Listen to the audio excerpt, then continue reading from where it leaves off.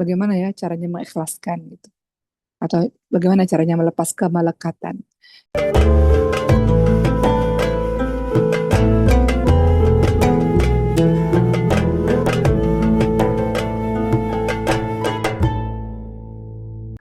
Dalam kesempatan kali ini, insya Allah kita akan membahas tema kita adalah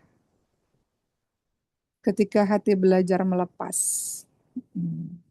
Ini tema yang eh, harus dipelajari karena dalam kehidupan kita pasti akan ada hari di mana kita harus merelakan atau kita harus melepaskan atau kata lain kita harus ridha dalam ketetapan yang Allah berikan kepada kita dan tidak sedih berlarut-larut akan sesuatu yang Allah ambil dari kita.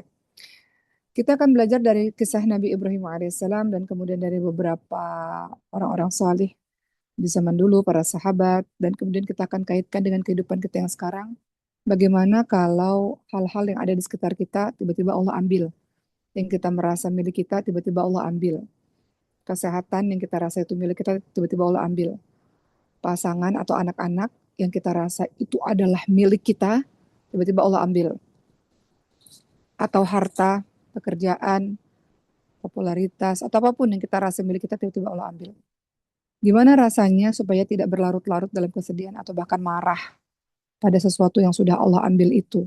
Gimana caranya untuk belajar melepaskan? Atau kalau biasanya orang-orang mengatakan, bagaimana ya caranya mengikhlaskan gitu? Atau bagaimana caranya melepas kemelekatan? Kita akan masuk langsung saja review sedikit, flashback sedikit tentang kisah Nabi Ibrahim alaihissalam. Teman-teman, seperti yang teman-teman tahu, Nabi Ibrahim alaihissalam itu adalah contoh. Beliau adalah orang yang melepaskan kemelekatan duniawinya demi cintanya kepada Allah Subhanahu wa taala. Beliau digelari dengan nama Khalilullah, kekasihnya Allah. Kenapa? Karena hatinya bersih dari keterikatan kepada makhluk.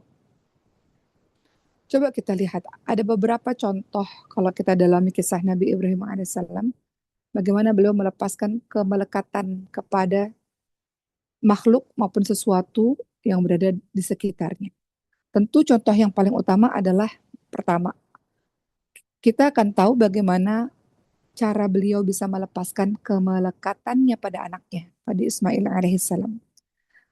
Seperti yang teman-teman tahu kisahnya, Nabi Ibrahim alaihissalam itu menanti kehadiran Ismail alaihissalam, menanti kehadiran anak itu selama puluhan tahun.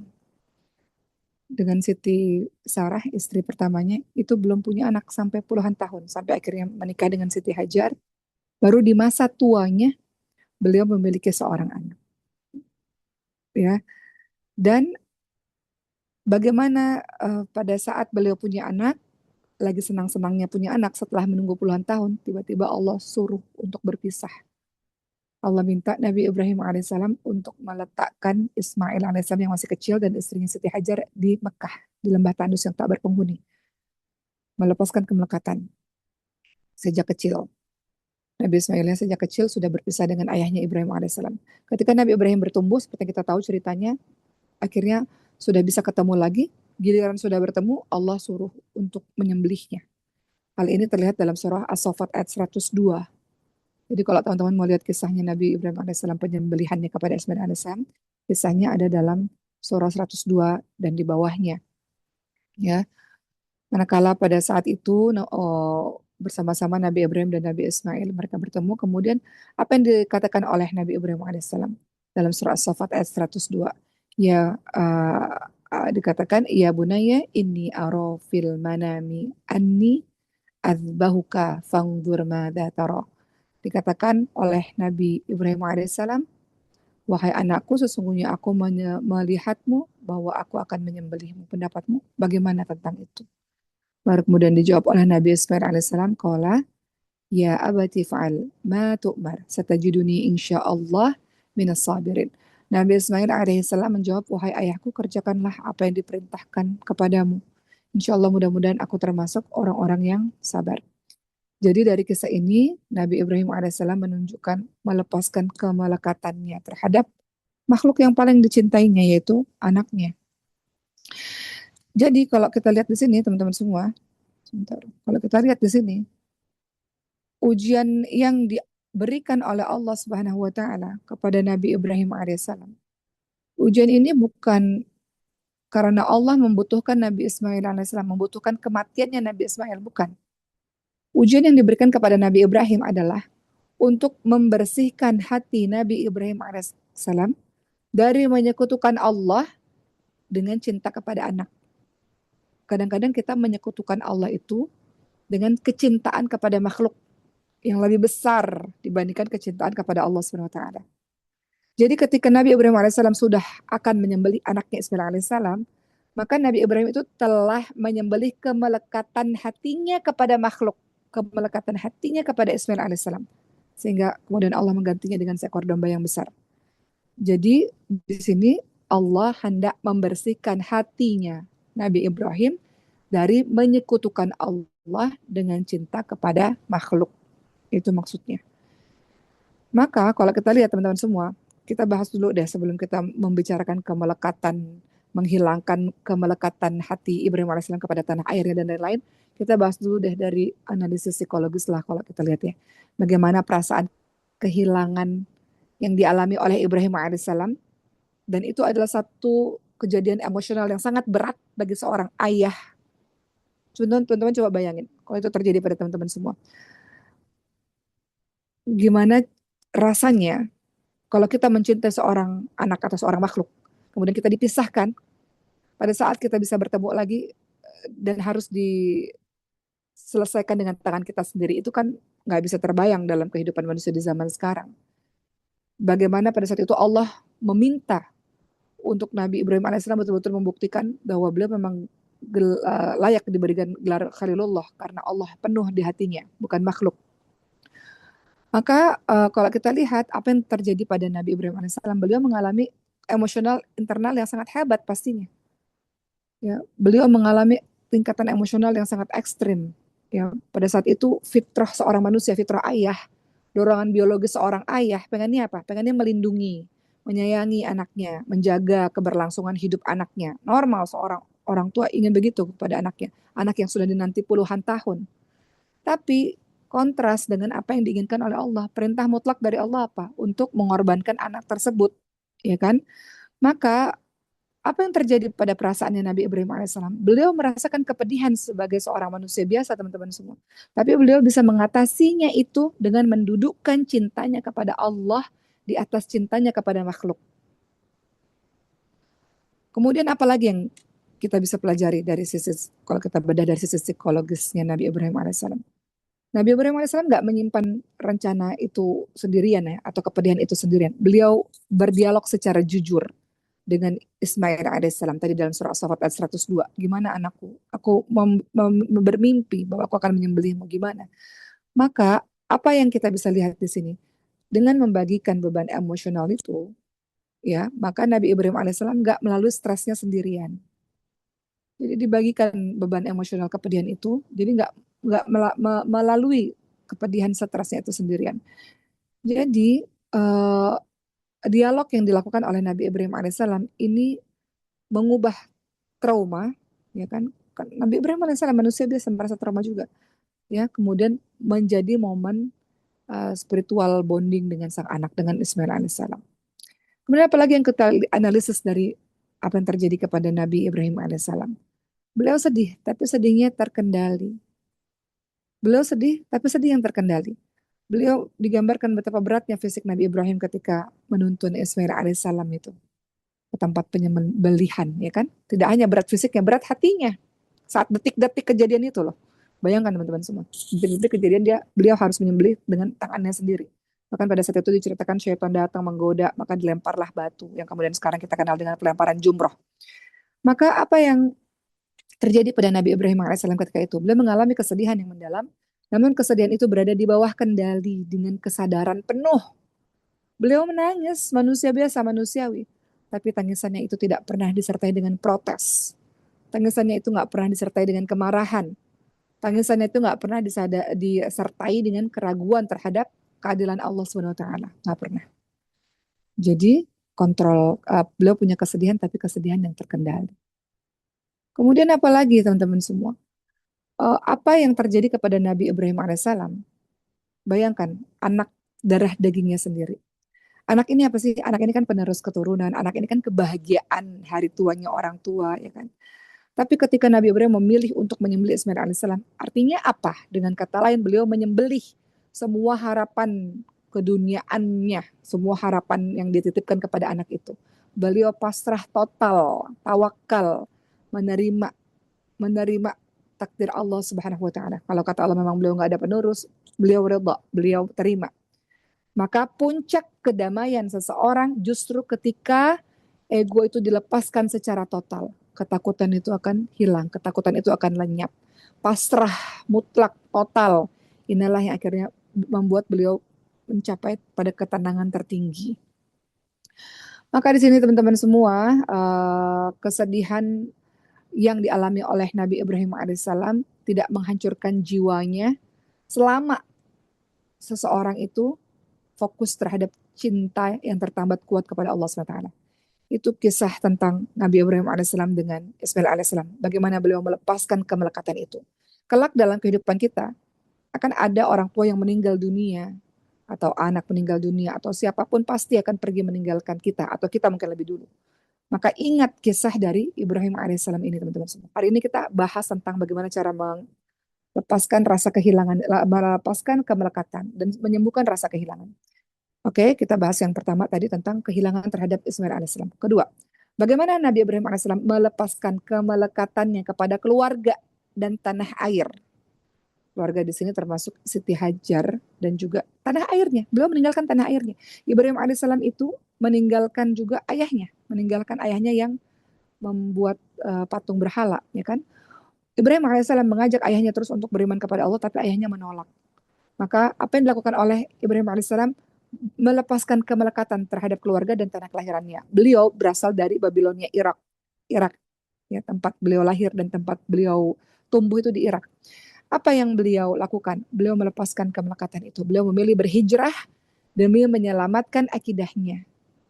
Teman-teman lihat surah Al-Ankabut ayat 26. Sesungguhnya aku harus berpindah menuju Rabbku, kata beliau. Sesungguhnya Allah lah yang maha perkasa, Allah yang maha bijaksana. Beliau melepaskan kenyamanannya, kenyamanan rumahnya, kenyamanan tanah airnya demi ridha Allah SWT. Sama seperti sekarang teman-teman. Teman-teman memilih untuk melepaskan kenyamanan di rumah di kampung halaman demi mencapai mengejar ridha Allah SWT. Melepaskan kemelekatan rumah, tanah air, kampung halaman menuju ke tempat baru untuk punya hidup yang lebih baru. Ya kan?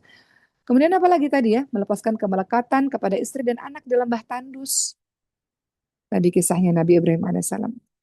Seperti yang teman-teman tahu, Allah memerintahkan Nabi Ibrahim membawa Siti Hajar dan bayinya Ismail alaihissalam ke lembah yang tandus yang bernama Mekah. Tidak ada air, tidak ada penghuni, tidak ada siapa-siapa di sana. Kemudian ketika Nabi Ibrahim sudah meletakkan mereka, Nabi Ibrahim berbalik. Kemudian apa yang dikatakan oleh Siti Hajar? Apakah Allah memerintahkanmu untuk melakukan ini kepada kami, wahai suamiku? Maka Nabi Ibrahim alaihissalam nggak berkata apapun kecuali ya mengangguk. Beliau pergi tanpa menoleh lagi. Nggak berani untuk noleh lagi. Gimana perasaan Nabi Ibrahim pada saat itu? Apakah ini yang Allah perintahkan kau meninggalkan kami, istri dan anakmu di lembah tandus ini nggak tahu kehidupan ke depannya gimana ini? Nabi Ibrahim alaihissalam cuma berkata iya. Udah, nggak noleh lagi. Pergi terus. Apa yang terjadi pada saat itu? Beliau justru menghadapkan wajahnya ke Ka'bah. Beliau justru berdoa dan menyerahkan urusan sepenuhnya kepada Allah SWT. Doanya ada dalam surah Ibrahim 37. Doa yang sangat terkenal dari Nabi Ibrahim. Nggak noleh lagi, justru menyerahkan total kepada Allah, terus doa kepada Allah SWT. Ya Allah, kata beliau, aku telah menempatkan sebagian keturunanku, ya Allah, di lembah tandus ini, ya Allah. Yang di mana tempat ini tidak memiliki tanaman-tanaman di dekat rumahmu, di Baitullah yang dihormati, ya Allah. Jadikanlah mereka orang-orang yang senantiasa mendirikan sholat, ya Allah. Jadikanlah hati manusia cenderung kepada mereka, ya Allah. Ya Allah, rezekikanlah, ya Allah, mereka buah-buahan, ya Allah. Mudah-mudahan mereka termasuk orang-orang yang bersyukur. Nabi Ibrahim terus berdoa kepada Allah SWT pada saat itu. Nggak noleh lagi. Lemah hatinya juga manusia biasa. Kalau noleh lagi nanti iban, kasihan. Nanti nggak jadi meletakkan di situ. Jadi Nabi Ibrahim alaihissalam melepaskan kemelekatan terhadap istri dan anaknya. Kemudian apalagi? Kita mundur sedikit. Nabi Ibrahim alaihissalam melepaskan kemelekatan pada jiwa raganya, pada badannya, pada jiwanya. Pada saat kejadian apa? Pada saat ujian api. Ingat tidak kisah di awal-awal Nabi Ibrahim alaihissalam ketika berada di Babilonia di Irak. Pada saat itu ada seorang raja yang sangat kejam namanya Raja Namrud menghukum Nabi Ibrahim alaihissalam karena tidak terima Nabi Ibrahim alaihissalam itu punya Tuhan Allah. Karena beliau Namrud itu pengennya dia yang jadi Allah, jadi Tuhan. Maka Raja Namrud itu marah kepada Ibrahim yang telah menghancurkan berhala-berhala. Maka Namrud itu menghukum Nabi Ibrahim dengan melempar ke dalam kobaran api yang sangat besar. Ya kan, ingatkan kejadian itu.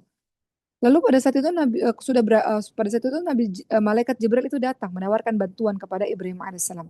Namun Ibrahim alaihissalam melepaskan ketergantungan kepada makhluk dan berkata apa? Apa kalimatnya Nabi Ibrahim alaihissalam? Hasbunallah wa ni'mal wakil. Hasbunallah wa ni'mal wakil. Cukuplah Allah menjadi penolong kami dan Allah adalah sebaik-baik pelindung. Hasbunallah wa ni'mal wakil. Ini kalimat ini ucapin terus pada saat kita dalam keadaan yang sedang berduka, pada saat kita dalam keadaan yang sendiri, pada saat kita dalam keadaan ketakutan, pada saat kita ngerasa kita nggak bisa nggak ada orang yang bisa tolong kita, ucapkan hasbunallah wa ni'mal wakil. Maka doa ini dibaca ketika beliau melepaskan semua harapan pertolongan manusia. Manusia nggak ada yang bisa tolong. Siapa yang bisa tolong? Semuanya takut kepada Namrud. Beliau melepaskan semua harapan bahwa orang bisa nolong mereka. Enggak. Beliau hanya menyerahkan jiwa raganya seutuhnya kepada Allah SWT. Beliau pasrah total kepada Allah SWT. Sehingga Allah menjadikan api itu jadi dingin dan menyelamatkannya. Kalimat ini sering teman-teman dengar dari orang-orang Palestina. Ya enggak? Kalau teman-teman lihat video-video orang Palestina, pernah lihat nggak video-video mereka?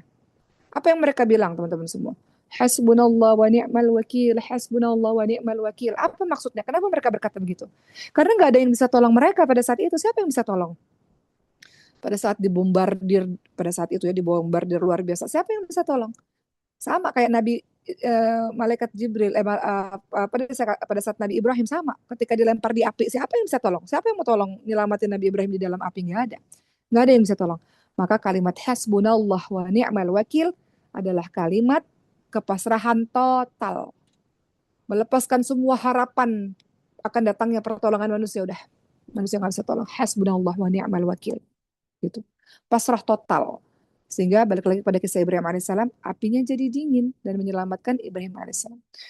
Itu kisah Ibrahim alaihissalam, teman-teman semua. Uma ambil contoh kisah yang lain lah tentang melepaskan kemelekatan, baru kita akan bahas sedikit tentang kalau gitu gimana sih kalau itu terjadi pada kita. Uma cerita sedikit tentang Ummu Sulaim saat kehilangan anaknya. Kisah ini terkenal sekali ya. Bagaimana seorang ibu berhasil melepaskan kemelekatan kepada anaknya ya pada saat itu untuk menjaga ketenangan suaminya dan untuk meraih ridha Allah SWT. Jadi pada saat itu anaknya Ummu Sulaim sakit, Abu Talha pada situ sedang pergi dalam satu urusan perang. Maka ketika Abu Talha sudah pulang ke rumah, maka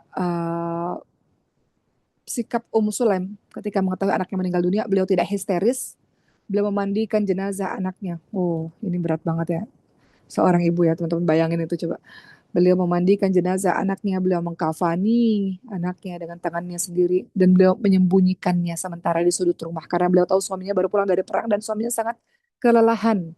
Lelah secara fisik, lelah secara jiwa, lelah. Beliau nggak mau membebani perasaan sang suaminya. Beliau tidak mau orang lain menyampaikannya, mau dari mulutnya sendiri menyampaikannya kepada Abu Talha. Maka ketika Abu Talha sudah dalam kondisi yang lebih baik, ya sudah tenang, sudah makan, sudah tenang, maka Ummu Sulaim ketika ditanya oleh suami, anak kita mana? Ummu Sulaim mengatakan, anak kita sekarang sudah dalam keadaan yang paling tenang, paling tenang.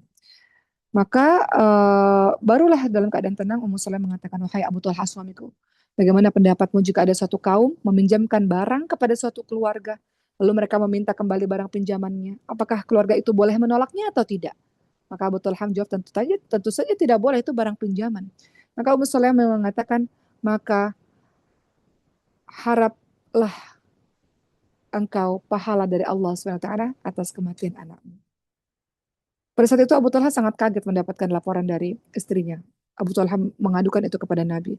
Justru Nabi memuji sikapnya Ummu Sulaim yang sangat tenang dan ridho terhadap takdir Allah. Dan kemudian Nabi mendoakan agar keluarga mereka mendapatkan keturunan yang semuanya menjadi penghafal Quran. Ya, itu kisah bagaimana seorang ibu kehilangan anaknya. Kisah terakhir sebelum kita bedah apa yang harus kita lakukan kalau kita mengalami itu semua. Kisahnya Urwah bin Zubair. Urwah bin Az-Zubair. Apa yang terjadi pada beliau? Beliau kehilangan kakinya dan anaknya dalam satu waktu, dalam waktu yang sama. Siapa sih Urwah bin Zubair ini? Beliau seorang tabi'in ya, tabi'in senior. Beliau tuh anak dari Zubair bin Awam, cucu dari Abu Bakar As-Siddiq radhiyallahu anhu. Apa yang terjadi kepada Urwah bin Zubair? Tadi mengatakan bahwa Urwah bin Zubair ini adalah seorang tabi'in, ya, seorang tabi'in yang pernah kehilangan kakinya dan kehilangan anaknya dalam waktu yang bersamaan. Apa yang terjadi pada saat itu? Urwah beliau melakukan perjalanan menemui seorang khalifah di Damaskus.